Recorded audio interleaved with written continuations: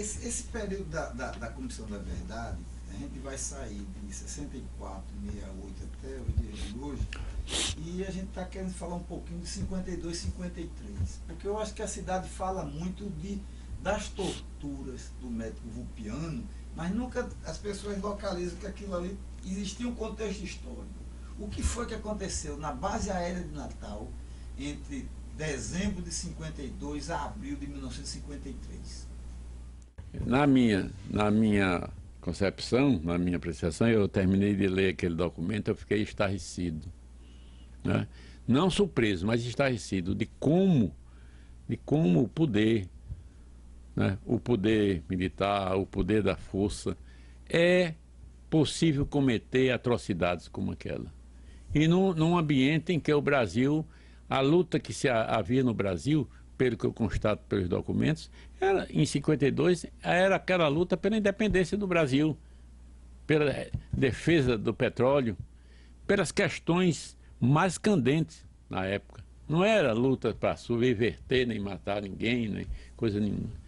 E o que se presenciou em recintos do governo, em recintos, né, públicos, vamos dizer, digo públicos porque era estatal, né, como o campo de concentração de Parnamirim, é uma coisa inominável. E que muita gente fica surpresa, né? Muita gente surpresa.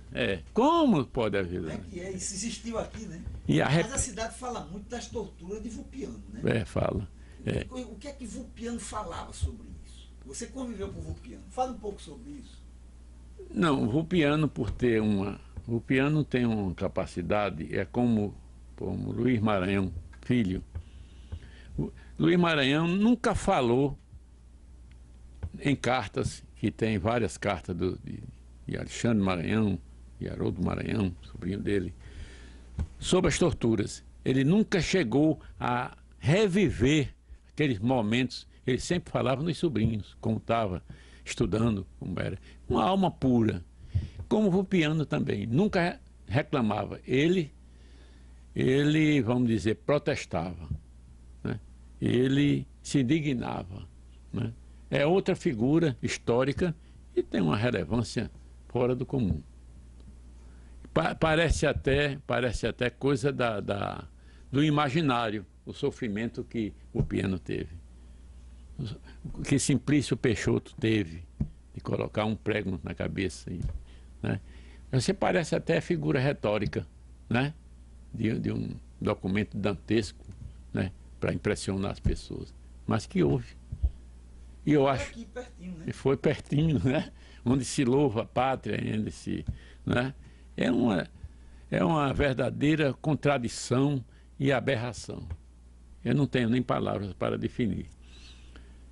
O que eu tenho a dizer é que hoje, Memória e Verdade é o objetivo mais elevado que existe de se contar essa história, né? Esse ato é um ato cidadão de todo o Rio Grande do Norte, e agora dessa pesquisa e dessa discussão política tem que haver, e contar sinceramente as pessoas que de boa índole, as pessoas que não têm uma sustentação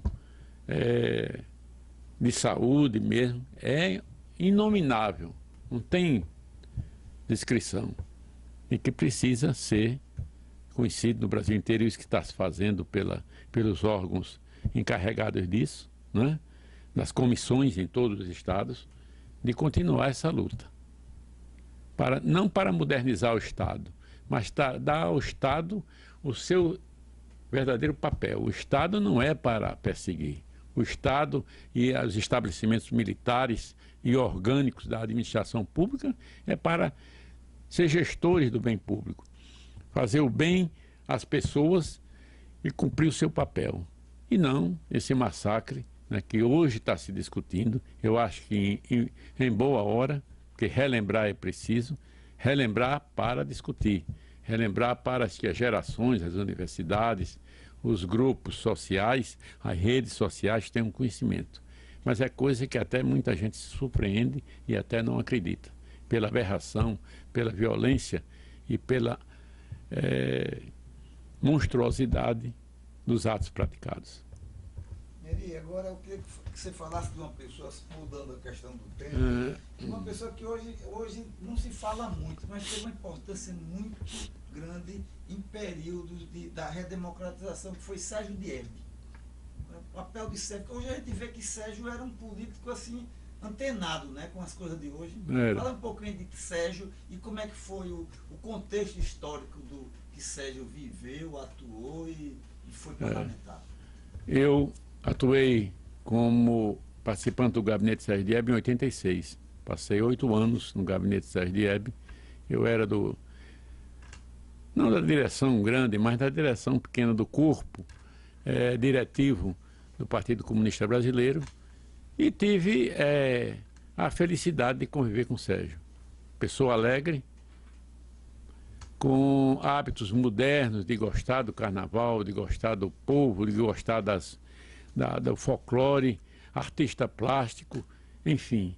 Foi uma figura que fez a diferença dentro da Câmara Municipal.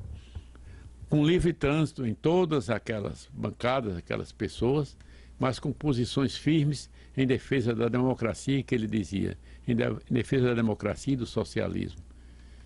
Sem arrogância, sem dogmatismo e com muita pureza.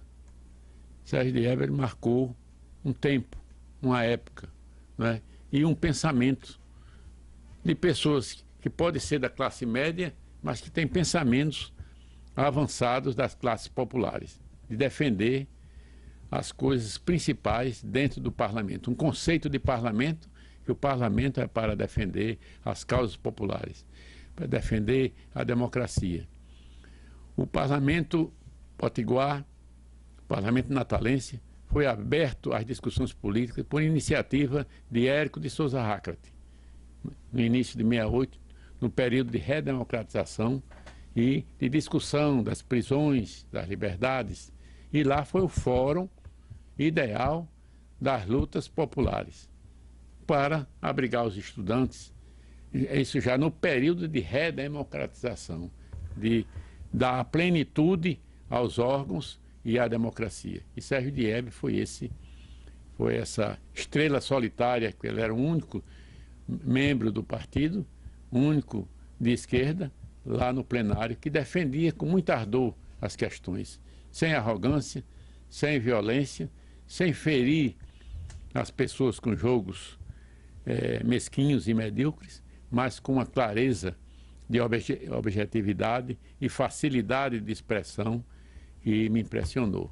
Então foi essa a lembrança que eu tive de Sérgio Diebe, da sua passagem e do seu papel.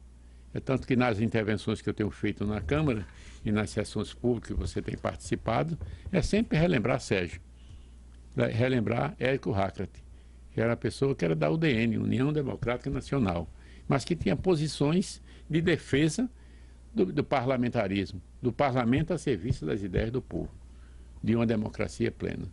E ainda hoje está lá o nome dele no plenário, né, sempre defendendo esse princípio de discutir as questões, de discutir as ideias com verdadeiro respeito e acatamento, colaborando para o processo democrático.